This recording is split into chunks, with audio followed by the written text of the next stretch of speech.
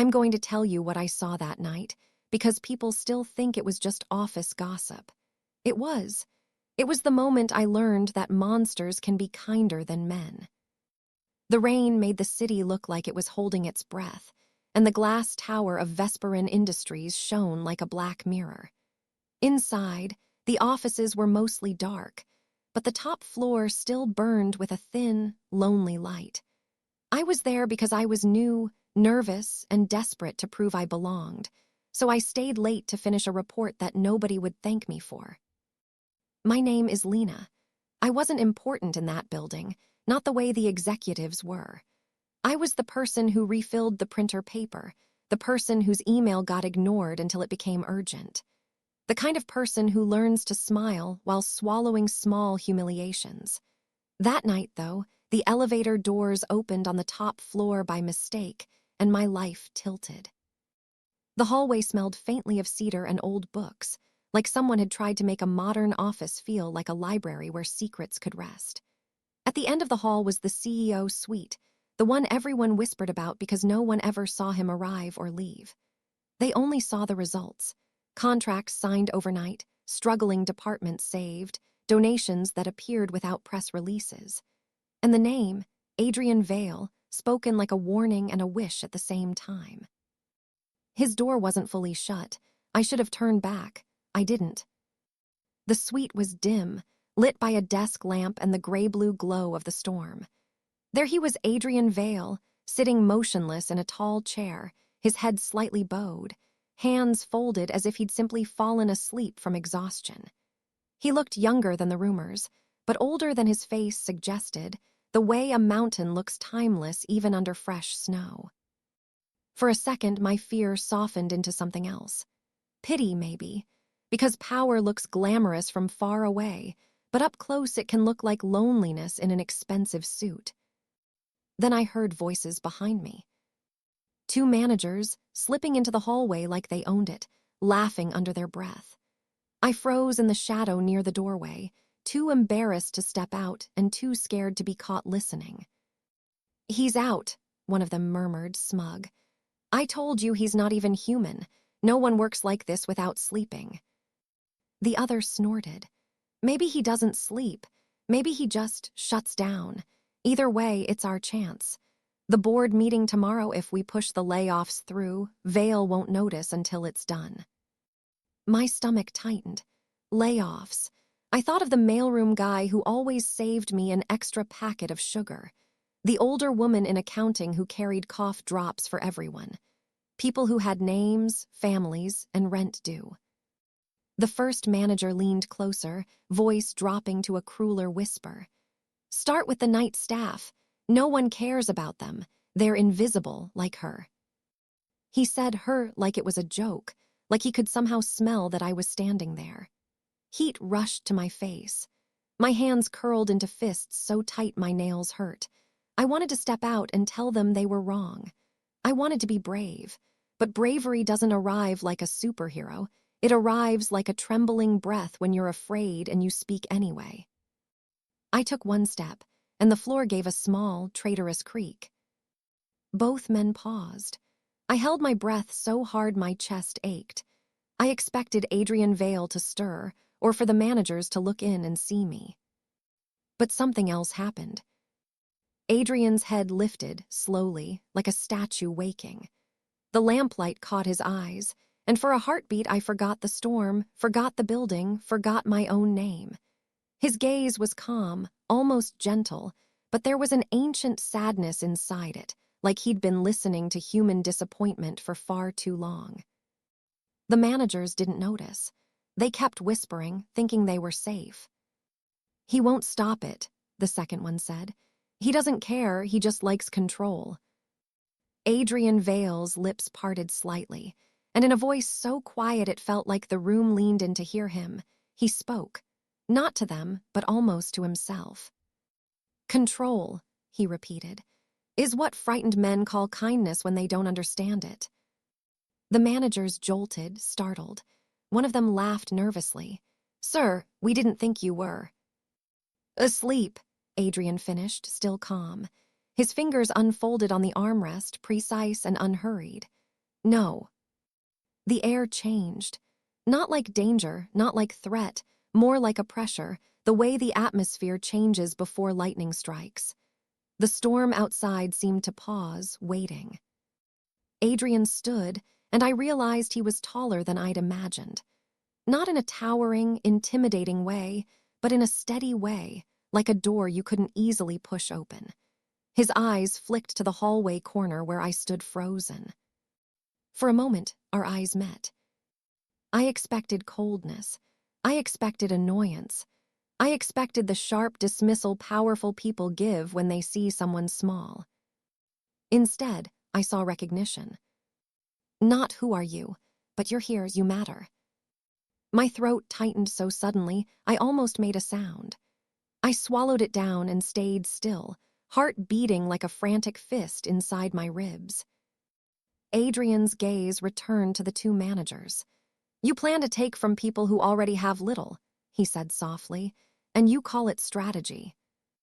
One manager tried to recover, straightening his tie as if fabric could protect him. Sir, we're just discussing options. You know the numbers. We have to cut costs. Adrian's expression didn't harden. That was the strange part. He didn't look angry. He looked disappointed, the way a teacher looks at a student who chose an easy lie instead of a difficult truth. Costs, he echoed. Tell me, how much does a human life cost? How much does loyalty cost? How much does fear cost when it spreads through a company like smoke? The second manager scoffed, attempting humor. Are we getting a moral lecture at midnight? Adrian took a single step forward. The lamplight followed him, and I noticed something that made my skin prickle, no reflection of him in the polished glass wall beside the door. It wasn't a trick of shadows. It was simply absent. My breath caught. The rumors weren't rumors. 1,000 thoughts collided in my head. Vampire, monster, predator. Then another thought followed, quieter but stronger. Protector. Because Adrian's eyes, for all their darkness, held restraint. Not hunger, not cruelty, restraint like a promise. The first manager's voice cracked. Sir, what are you? Adrian didn't answer right away. He turned his head slightly, and his gaze found me again, as if he could hear the fear in my pulse and the shame in my silence. Then, in the softest tone, almost a kindness, he said, someone who remembers what it feels like to be powerless. My eyes burned. I didn't understand why those words hit me so hard, but they did. Maybe because no one in that building had ever admitted powerlessness out loud. Maybe because I had been carrying mine like a secret wound. Adrian's attention returned to the managers, and his voice became a quiet command. You will not touch the night staff. You will not touch the cleaners, the guards, the interns, the people you call invisible. Tomorrow, you will present a different plan. And if we do, the second manager challenged, trying to sound brave. Adrian's face remained composed, almost sad. Then you will learn, he said gently, that the darkest thing in this room is not what I am. It is what you are willing to do. The managers backed away, shaken. One of them nearly stumbled in his rush to escape the suite. When they were gone, the silence expanded, heavy and trembling. The storm resumed its breathing against the windows. I should have run. Every survival instinct whispered that I was alone with something ancient. But Adrian didn't move toward me. He didn't even step closer. He simply stood there, keeping distance the way a truly strong person does when they don't want to frighten someone weaker.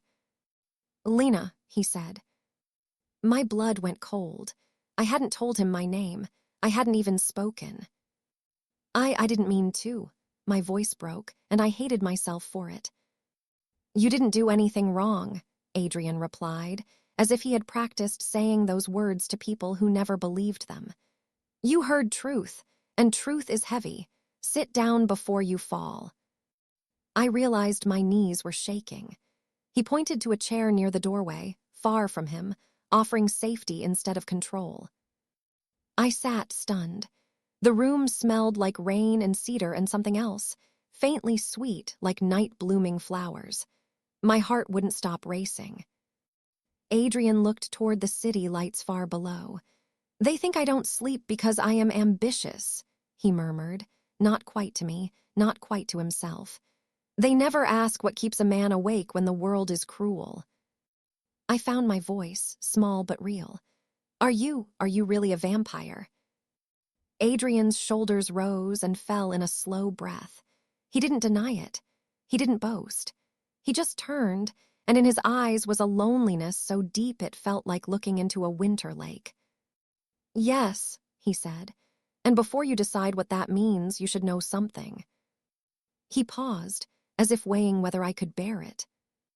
"The board meeting tomorrow," he continued, "is not only about layoffs, it is about you." My chest tightened. Me. Adrian's gaze softened, almost apologetic. "They chose you as the example," he said quietly. "The invisible, one they can remove without anyone asking questions." The room seemed to tilt. My hands gripped the chair. I felt foolish for ever believing hard work would protect me. I felt angry and scared and suddenly very young. Adrian took one step toward his desk and opened a drawer. The sound was gentle, but it felt like a door opening inside my fate. He removed a thin folder and held it, not reaching for me, just holding it where I could see. "My lawyers can stop them," he said. "My power can stop them." I swallowed, voice trembling. "Then why does it sound like you're warning me?" Because Adrian Vale's face, Vampire King, CEO, myth, looked like a man standing at the edge of a decision that would cost him something precious. "Because," he said softly, "to protect you tomorrow, I will have to reveal what I am. And once humans know, they do not forgive kindly." His eyes met mine again, and the compassion there was so real it scared me more than any rumor. Outside, lightning stitched the clouds, and for a brief moment the whole suite flashed bright enough to show the faint outline of a crest on his ring, an old symbol like a crown hidden in plain sight. Adrian's voice dropped to a whisper, raw with truth. "Tell me, Lena," he said, "if I save you, will you still see me as a monster?" And in that trembling silence, with my job and his secret hanging between us like a blade made of glass, I realized the next words I spoke would change both our lives. I opened my mouth to answer, but the lights in the entire tower cut out at once, and the office fell into complete, unnatural darkness. The darkness didn't feel like a normal power outage. It felt deliberate, like someone had thrown a heavy blanket over the whole building to hide what they were about to do. For a second, I couldn't even find my own breath. The city noise disappeared behind the storm glass, and the hallway outside the CEO suite went silent in a way that made my skin prickle. My fingers tightened around the chair's armrest, trying to hold myself in place, trying not to panic, trying not to remember every horror story I'd ever heard about vampires and nights that swallow people whole. Then Adrian spoke, and his voice was the only steady thing in the room. "Stay seated, Lena," he said, calm but alert like a doctor in an emergency. "Don't move, don't call out." I wanted to ask why, but my throat refused to cooperate. I heard the faintest sound, soft footsteps on carpet somewhere beyond the suite. Not hurried, not clumsy. Controlled. Whoever it was knew exactly where they were going. Adrian didn't rush to the door. He didn't posture or threaten. He simply angled his body slightly in front of me, as if his first instinct was to shield, not to dominate. In the darkness, I sensed rather than saw him remove something from his pocket. A small click. A thin beam of light appeared, his phone flashlight aimed at the floor, not my face. The gentleness of that detail hit me at the strangest time, and it made my eyes sting. He was careful, even now. "Someone cut the power to this floor only," he murmured. "That means it's not the storm." My stomach sank. "The managers." Adrian's jaw tightened, not with anger but with a tired recognition. "They are not brave enough to come themselves." The footsteps stopped outside the suite. A pause, a quiet tap against the doorframe, like a polite knock performed by someone who didn't believe in manners. I held my breath, waiting for a voice. Instead, the tapping came again, and with it a low chuckle that raised every hair on my arms. It wasn't a monster sound. It was worse. It was human amusement. Adrian spoke toward the doorway, his tone even. "This is private property. Identify yourself." A man stepped into the edge of the phone's pale light.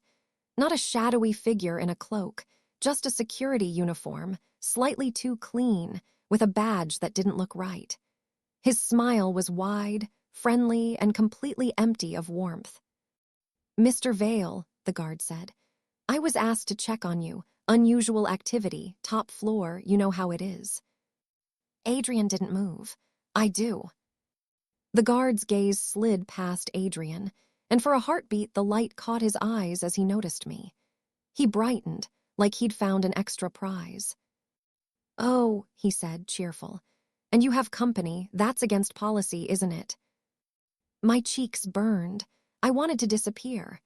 My mind raced, looking for the correct corporate sentence to save myself, something small and obedient.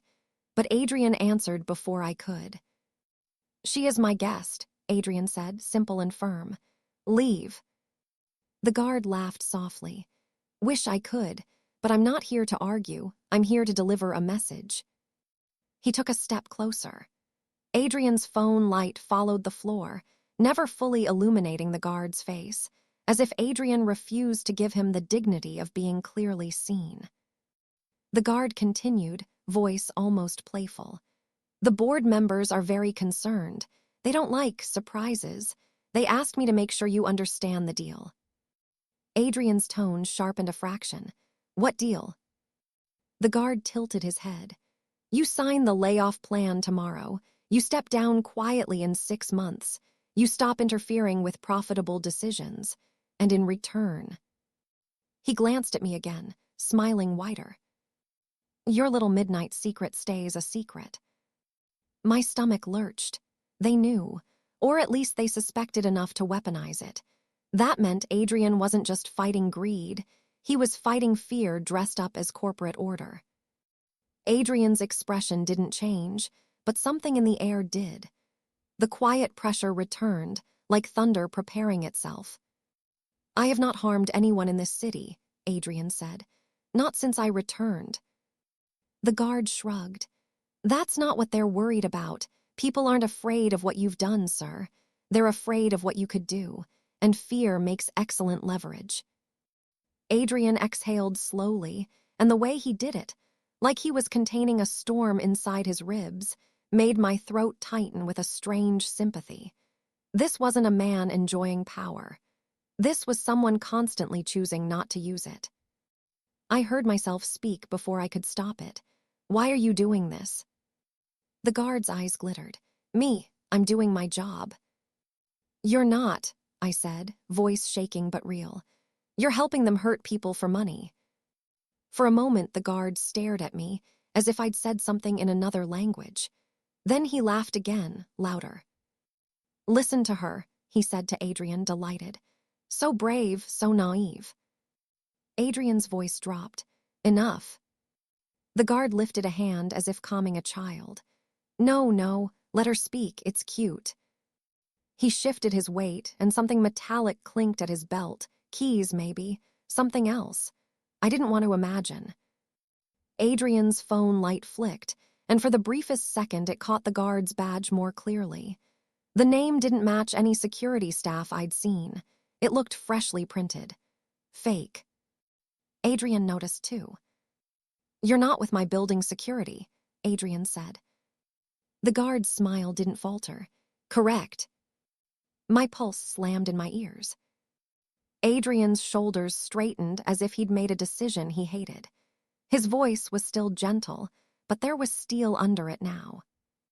"Lena," he said softly, "I need you to do exactly what I say." My mouth went dry. "Okay." He didn't look at me when he spoke next, but I felt that he was doing it to keep me calm, to keep me from drowning in fear. "On my desk," he said, "there is a silver pen holder. Inside it is a small card with an emergency number. Take it. Call it. Tell them the king is compromised. Then go to the stairwell and do not use the elevator." The word king hit me hard, sharper than the darkness. Not CEO, not sir, king. The guard's expression changed for the first time. His smile tightened, his eyes narrowing with sudden interest. "Well, well," he murmured, "so the rumors were true." Adrian took one step forward, and something in the room seemed to bend toward him, like gravity remembering its owner. He didn't bare fangs. He didn't threaten violence. He simply stood there with quiet authority that made the guard hesitate. "Leave," Adrian said again. The guard's eyes darted to the hall behind him, as if listening to someone on an unseen earpiece. Then he spoke, almost respectfully. "I can't. They said if you refuse, I'm to take the girl as collateral." My stomach dropped so fast I felt sick. Adrian went still, truly still. The kind of stillness that is not calm but restraint pushed to its limit. When he spoke, his voice was barely above a whisper. "She is not a thing you can bargain with." The guard lifted his hands, mock apologetic. "Collateral, hostage, call it what you want, it's business." Something inside me rose up, hot and trembling. It wasn't courage like in movies. It was the stubborn refusal to be reduced to a pawn. "I'm not going anywhere with you," I said, even though my voice shook. The guard laughed softly. "You won't have a choice." Adrian's head turned slightly, and he looked at me again. In that faint phone light, his eyes were full of something that terrified me more than the guard. Care. Because care makes people reckless. Because care makes people sacrifice. "Lena," Adrian said, his voice steady but strained. "If I tell you to run, you run. No questions." My eyes burned. Don't do something that will." "That will prove them right," he finished quietly. He looked away from me, as if the pain of that thought had weight. Then he did something I didn't expect from a vampire king. He apologized. "I wanted to keep you out of this," Adrian said, voice low. "I wanted you to have a normal life. I wanted." He stopped, as if the word he wanted to say was too personal, too human. The guard took advantage of the pause. He moved fast, stepping deeper into the suite, reaching toward me with a hand that smelled faintly of cheap cologne and arrogance. I flinched back, and my chair scraped the floor. Terror surged up my throat. Adrian moved, so quickly my eyes couldn't track it clearly, like a shadow cutting across moonlight. One moment the guard's hand was reaching for me, and the next Adrian was between us, not attacking, not hurting, just blocking, gripping the guard's wrist with controlled force. "Stop," Adrian said, his voice not loud but absolute. The guard's smile vanished. He tried to pull away, and he couldn't. Panic flashed across his face, quickly disguised as anger. "What are you going to do, monster?" the guard hissed. "You touch me and I scream. You hurt me and they'll have you on every screen in the country. They'll call you a predator and the public will beg for your head." Adrian's grip didn't tighten. He didn't escalate. He simply held the guard there, like a parent holding a child back from running into traffic. "You are not going to scream," Adrian said quietly. "Because if you do, you will be admitting you came here with criminal intent." The guard blinked. His confidence wavered. Adrian continued, voice calm, almost sorrowful. "And because you're not as brave as you pretend to be, you're just hungry." The guard swallowed, and I realized Adrian wasn't guessing. He was reading him, smelling fear, hearing heartbeat, hearing lies. I slid from the chair, knees trembling, and reached toward the desk with shaking hands. The phone light was still angled low, but I found the pen holder by memory of its silhouette. My fingers fumbled inside until they touched a smooth card. The card had one number and one word: Nocturne. My thumb hovered over my phone screen. I could barely see. My hands were slick with sweat. Behind Adrian's back, the guard's gaze cut to me, and something ugly returned to his expression. "Don't call," he snapped. "You don't know who you're involving."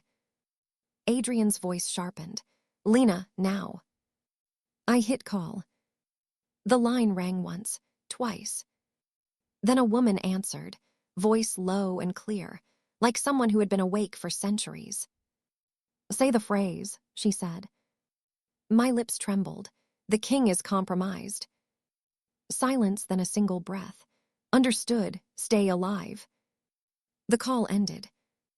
A cold wave rolled through me, not supernatural, just the realization that I had stepped into a world with rules I didn't understand. Adrian released the guard's wrist with deliberate control. The guard stumbled back, rubbing his arm, furious and shaken. "You just made this worse," he spat at me. "You think you're the hero, you're the bait." He reached into his jacket, and I didn't see what he pulled out, but Adrian's eyes snapped downward as if recognizing the threat. Adrian's face tightened with a quiet grief, as if he'd just been forced to choose between two terrible options. Then he said something so soft, I almost didn't hear it. "Forgive me." The guard lunged. Adrian moved to protect me. And the office window behind him suddenly cracked with a sharp, spiderweb sound, as if something outside had struck the glass from the storm-black sky. I froze, staring. Because pressed against the broken pane, clinging impossibly to the outside of the building, was a pale hand wearing a ring shaped like a crown. And a voice slid into the room like ice. "Brother," it murmured, "you should have stayed hidden." Adrian's head lifted slowly, and the sorrow in his eyes turned into something older and heavier, recognition, dread, and a love he didn't want to admit. The Vampire King whispered, almost broken, "Lucian." And I understood in one terrible instant that the real enemy wasn't the board or the fake guard. It was family, the king who chose the light. Lucian stepped through the cracked window as if the laws of physics were polite suggestions. The storm wind followed him in, cold and clean, snapping the curtains and scattering loose papers across the floor. He looked like Adrian, but where Adrian carried quiet restraint, Lucian carried elegance that didn't bother hiding its cruelty. His suit was flawless, his hair untouched by rain, and his smile had the patience of someone who enjoyed taking things apart slowly. The fake guard backed away immediately, shoulders hunched like a dog that had found its real master. That was the first time I saw it clearly.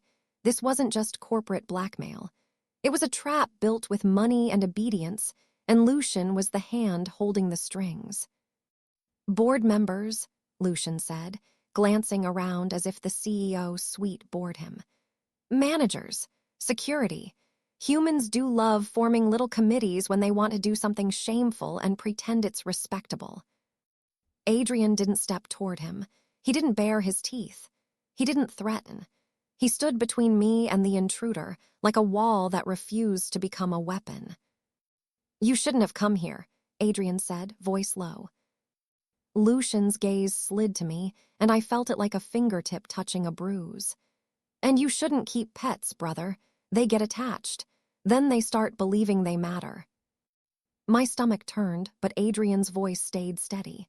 "She is not a pet." Lucian chuckled, amused. "That's what you always say. You always insist humans are not objects, not tools, not food. You've been wearing that morality like a crown you didn't earn." Adrian's eyes didn't leave his brother's face. "I earned it by refusing to become you." The storm outside grumbled like it understood the insult. Lucian clasped his hands behind his back, strolling deeper into the suite. The fake guard tried to speak, maybe to explain himself, maybe to ask for approval, but Lucian lifted one finger and the man shut up instantly, swallowing his words like a command. The power in it wasn't loud. It was practiced. "I came," Lucian said, "because you are weakening the old order. You're building hospitals instead of armies. You're saving night staff instead of buying judges. You're making us look sentimental." He stopped near Adrian's desk and ran a finger along the edge, almost fond. "And now you've said the phrase. The king is compromised. You invited the nocturne circle into this city." I remembered the woman's voice on the phone, calm, ancient, certain. "Stay alive." Adrian's shoulders lifted with a quiet breath. "They are not your enemy, Lucian. They protect the treaty." Lucian's smile tightened. "The treaty was designed to keep us hidden, not to keep you kind." His eyes flicked to me again. "So, is she your weakness, Adrian, or your excuse?" I wanted to speak. I wanted to tell him I was not an excuse, not a weakness, not a thing. But my voice stuck behind fear, and I hated that fear because it made me feel small. Adrian answered for me, and his words landed with a gentleness that somehow carried more force than anger. "She reminded me," he said, "of what it is to be human enough to care." For the first time, Lucian looked genuinely curious, like a scientist hearing an interesting theory. "Care," he repeated. "Then you'll care about this."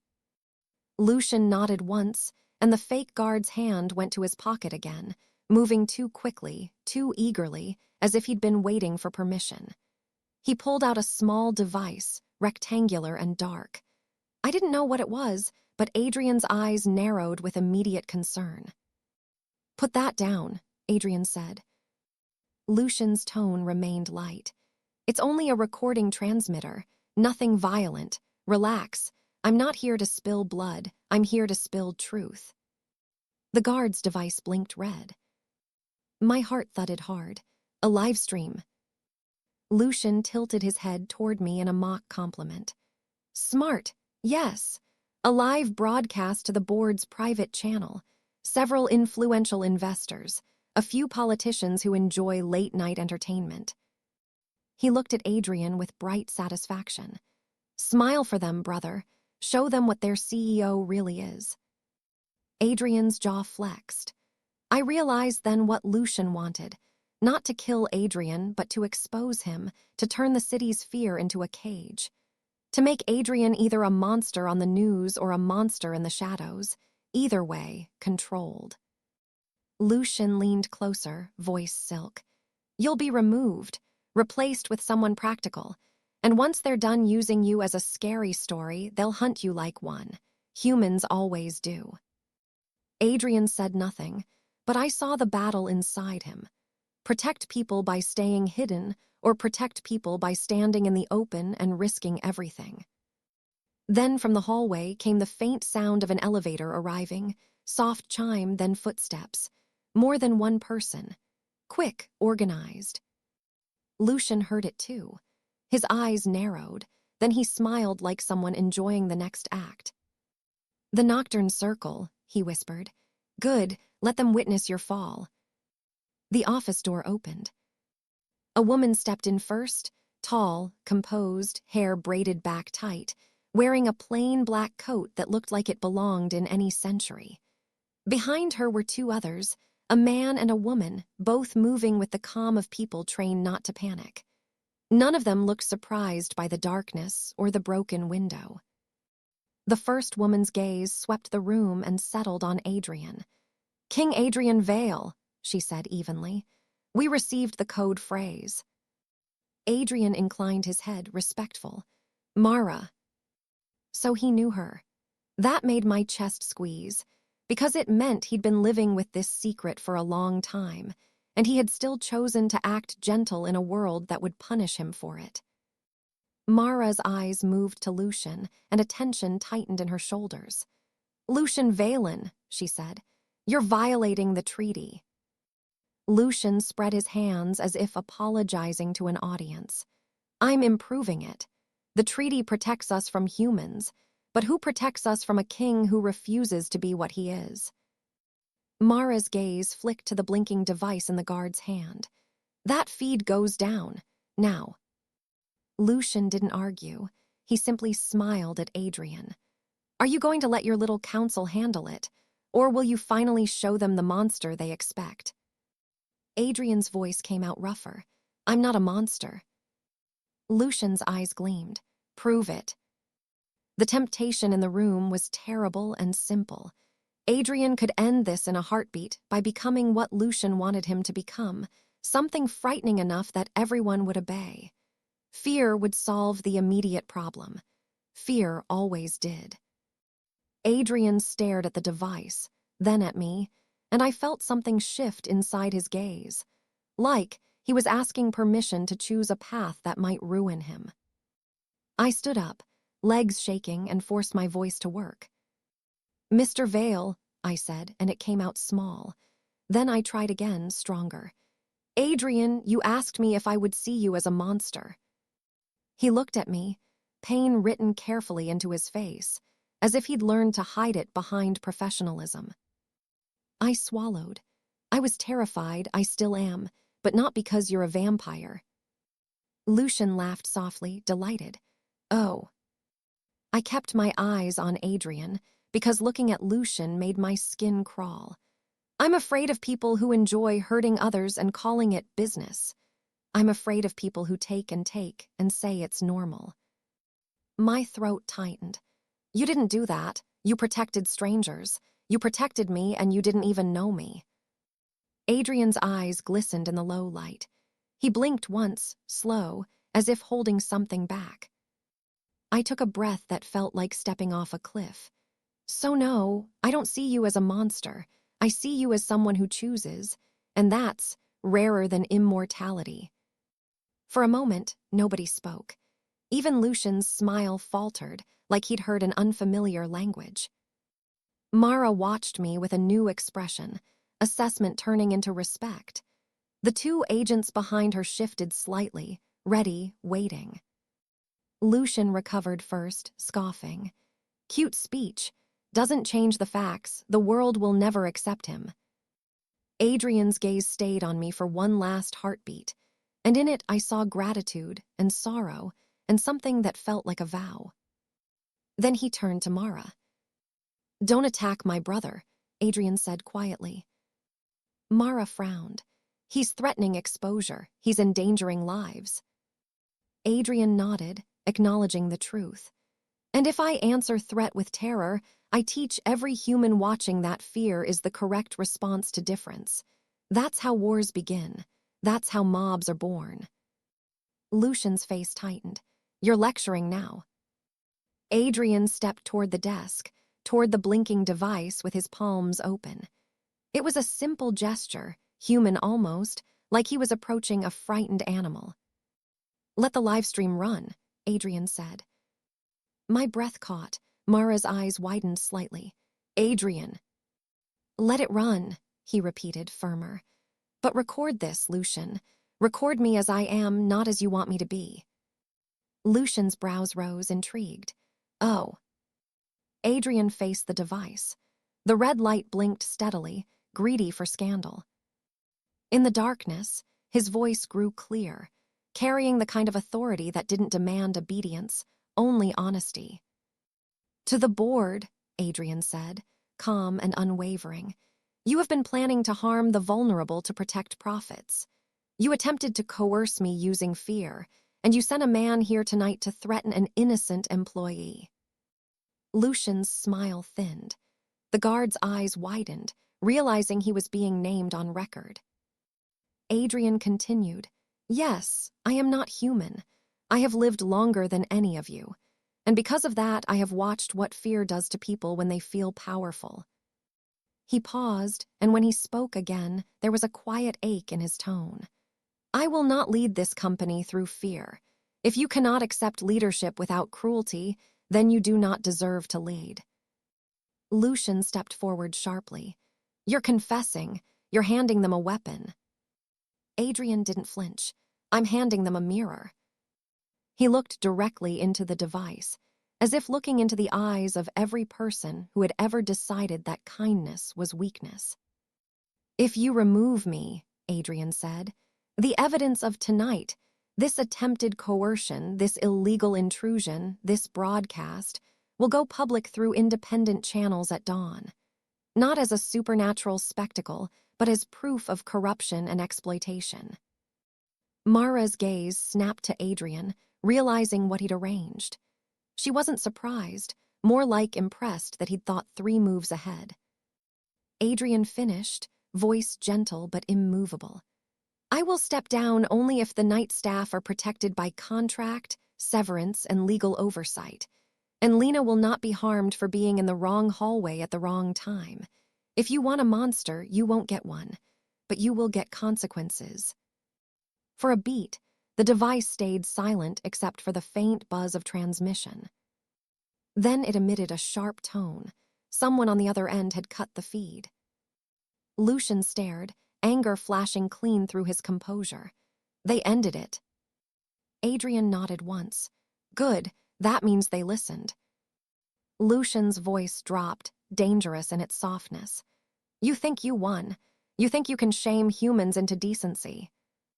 Adrian met his brother's eyes, and there was love there, real love, the kind that hurts. No, Adrian said. I think I can give them a chance, the way no one ever gave us one. Lucian's face tightened like a wound. For a moment he looked younger, almost lost. Then the mask returned. You were always the sentimental one, Lucian hissed. He turned toward the broken window, but before leaving, he looked at me again. His expression held something that surprised me, not hatred, but a cold sort of curiosity, like he'd found a tiny crack in a fortress. Be careful, human, Lucian said softly. You just taught a king to gamble with daylight. And then he was gone, slipping out into the storm as if the night belonged to him.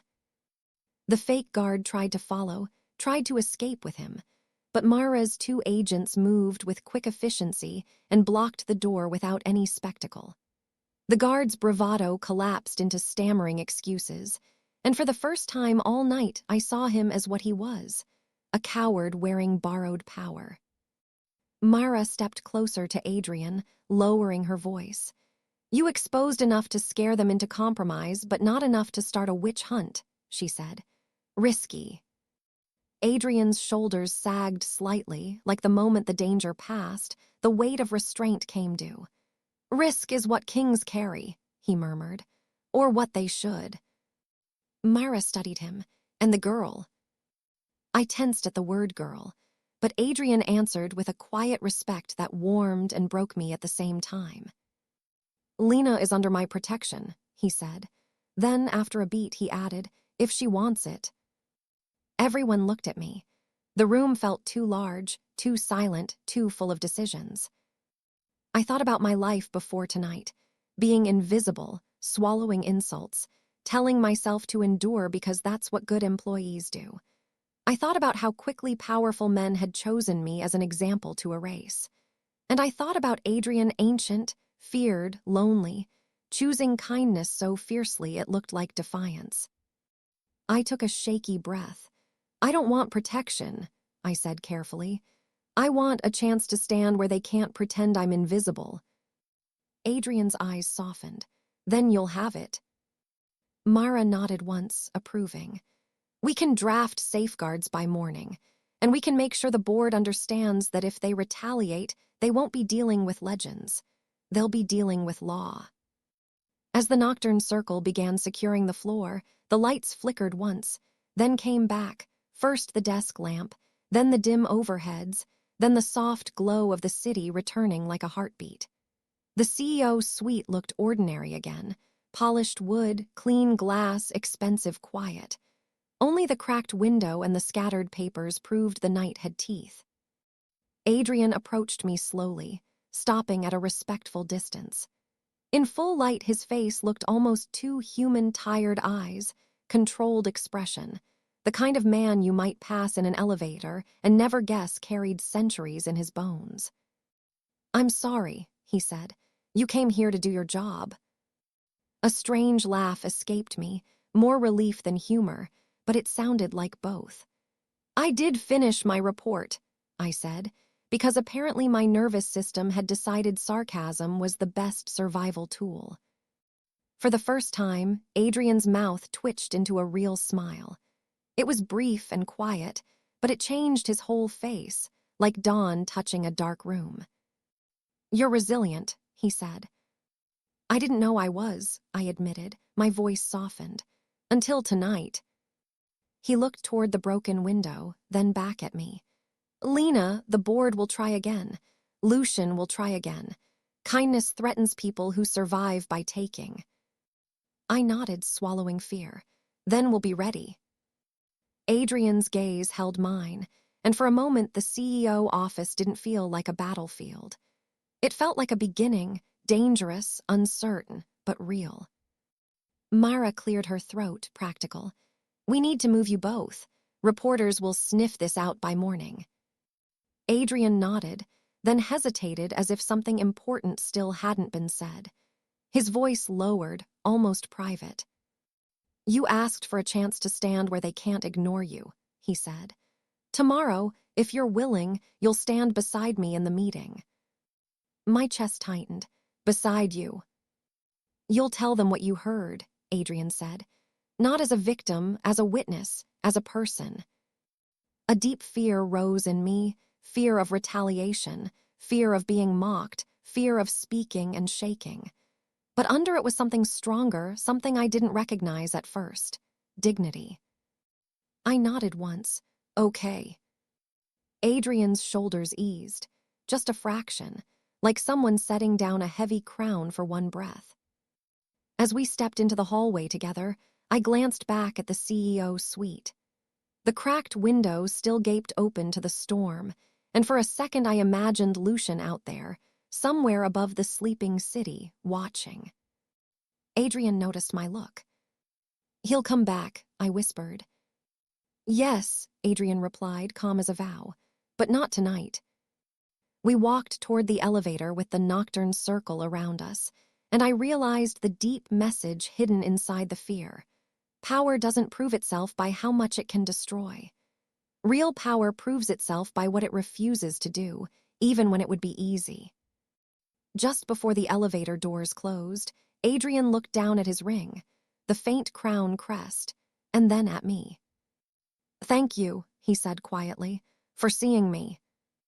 The doors slid shut, and my reflection stared back at me in the polished metal, tired, shaken, but no longer invisible. And somewhere far above the city, beyond the rain and glass, a brother who envied kindness began planning his next move. Because the hardest thing to defeat is not a king with fangs, but a king who has learned to be human.